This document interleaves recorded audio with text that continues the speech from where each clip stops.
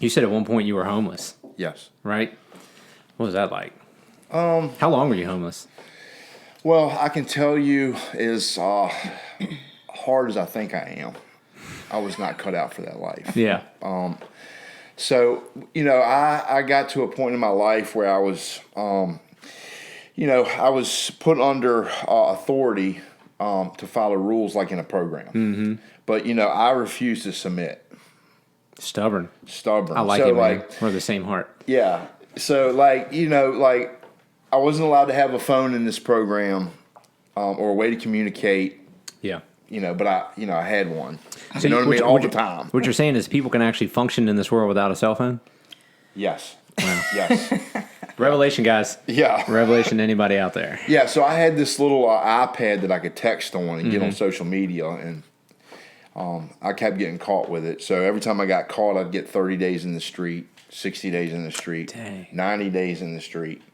So I would say on and off, probably 6 to 9 months in and out off the street. So, I slept over on the south side off Commerce Avenue a lot, which was right near the program. So even though I couldn't be in the building on the property, they would allow me to come eat, so...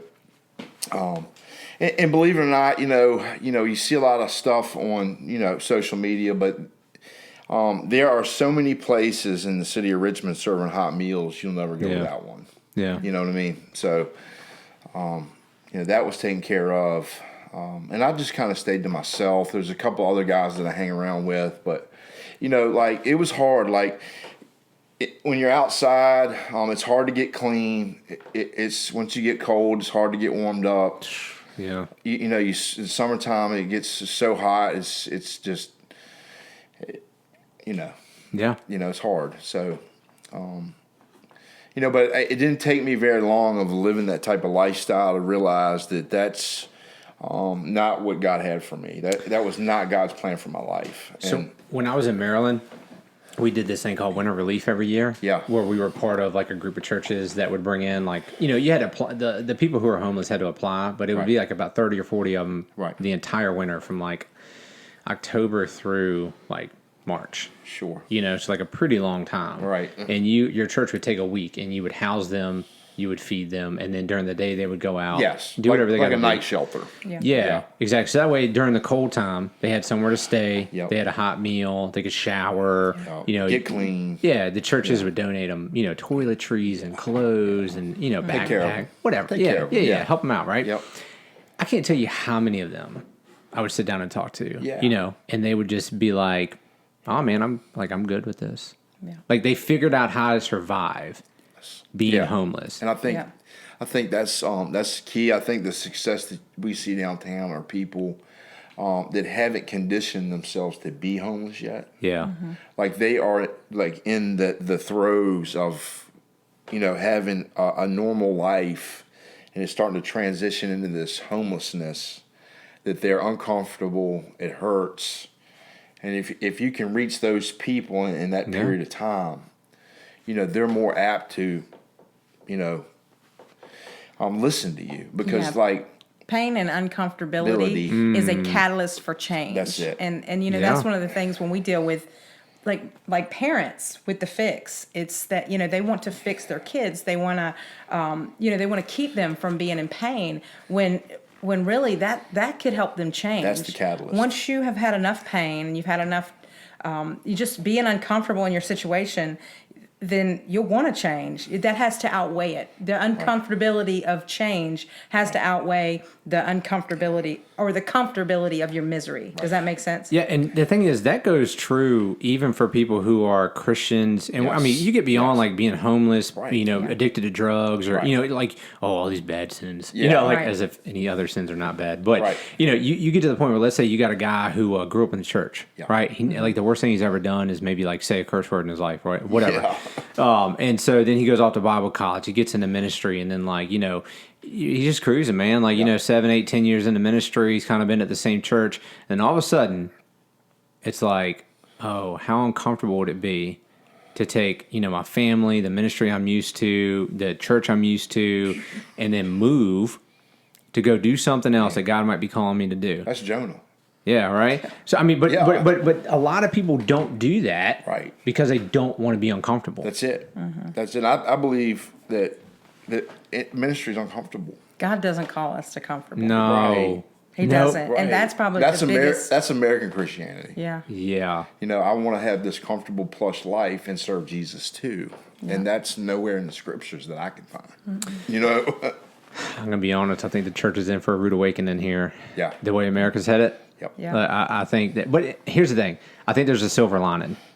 And one of the things that anybody who's been a Christian for any amount of time or has taken Christianity seriously for the time they have been a Christian will understand the church has been through worse societies. Yes. Have lived Absolutely. under worse times. Nero. Yes. I mean, a lot worse. A lot worse than what we're dealing with. I mean, you got this guy who's literally putting Christians on the stake. Yeah. And then lighting them on fire for Roman his candles. Yeah. right? You're right. Yeah. And then, I even think about what about like Ezekiel and those guys off in captivity? Man. Daniel, Shadrach, John the Meshach, and Baptist. Abednego. Yeah. Yeah. It's like, and you think that Christianity isn't going to be able to make it through whatever America's going to do. You can't Right. stop God's church. No. I mean, it's The gates of hell will not prevail against it. Nazi Germany. yeah. Right. Right. That's it. Yeah, I mean, I get it. A lot of Christians lost their lives. Yeah. Yeah. Christians were thrown in jail. I get that. But I think through persecution, it strengthens the church. Yeah. It can. I really do. I think that American churches, and I don't mean to go into all that, but Nah. It's getting good now. Oh, yeah. It's like this consumerism, and it's like this show, and they're there for the wrong reasons. And I truly believe if any type of persecution comes to the church in America, you're going to see You separate the sheep from the goats. yes. There'll be a sifting. Yeah. Yeah. I think the downside to persecution, like when you talk about persecution, let's distinguish here, right? Like I think right now you could say there's, quote, persecution. Yeah. I mean, you have some political persecution happening. Mm-hmm. You have even some economic. I mean, you just take you like the court cases with the guys who are Christian bakers, and they have to take their businesses are getting shut down. They have to go to the Supreme Court to try to fight these battles. Yeah. Or even like what's happening with John MacArthur out in California right now. Yeah. That's persecution. Right. They are specifically targeting his church. Yep. And so you have that. We don't have Christians being dragged out in the street and flogged and killed whipped for being a Christian. Per se. Right? Yeah. Per se. Yet. Yep. It might come. It might not come. Right. But I think the downside of that is what happens when a guy like a John MacArthur Yeah. gets executed in the night. Yeah. You see what I mean? Because now that church can lose that influence and that life of ministry, that wisdom, that teacher, all that, all that stuff, all those years that he's spent building those relationships. And now somebody else got to fill that role. Yeah. So while in one sense it So can. who's going to fill the role? Yeah. Right. And I mean, we know God's always there. Jeff Durbin. You heard of that guy? Apology at Church. You need to check him out. Jeff Durham? Durbin. Durbin. Durbin? Yeah. Yeah, he's Or good. Ian. One of those. He's from one of those. Arizona. Arizona? Yeah, he's good. Yeah, he does a lot of outreach, a lot of street ministry out of his church with like abortion clinics. And, so he's getting a lot of heat too. Yeah. So. Well, you're going to I think that part you're going to see more of. Yeah. And it's going to get to a point where Christians are going to have to realize that while we can use as much tact as we possibly can muster, at some point or another, we're going to have to take a stand for certain issues, and the world's going to hate you for it. Yeah. Like you said, but that's part of that being uncomfortable. That's it. Well, I mean, they hated Jesus. Yeah. Right? Yeah. Why do we think I think that we find it, and it's over and over in Scripture, we get so confused at why we get persecuted. And like, we're seeing very little. Like, the most probably we've ever seen in our lifetime, but still, it's very little in comparison to what you read in Acts. Oh, yeah. It's very little persecution than what we read about. But Jesus said it would happen. He said, if they persecuted me, they're going to persecute you. Yeah. Right. I think it's the persecution, like we're speaking about persecution and being uncomfortable. For me, I find it easy to be uncomfortable, like financially. Yeah. Stepping out by faith.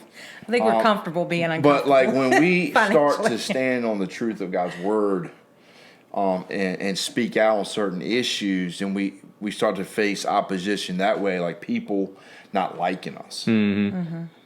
That kind of uncomfortability too, a lot of people will not step out, Yeah.